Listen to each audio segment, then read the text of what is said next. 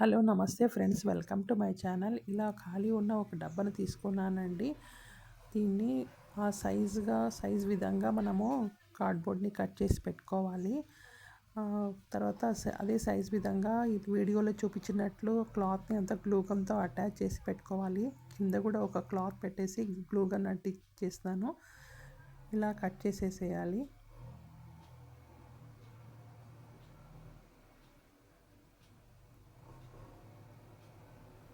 తర్వాత మనము స్టిక్ చేసి పెట్టుకున్నాం కదా క్లాత్ని, అది గ్లూ గన్తో మనము బాక్స్ని మొత్తము స్టిక్ చేసేయాలి.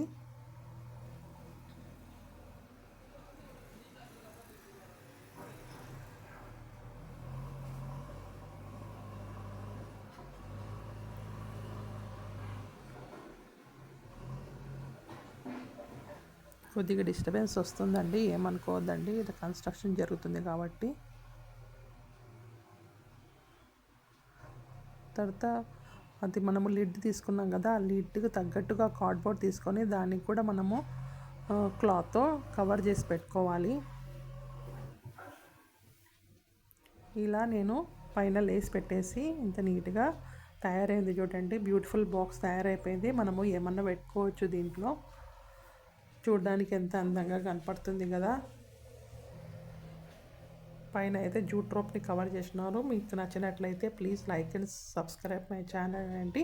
Thank you very much.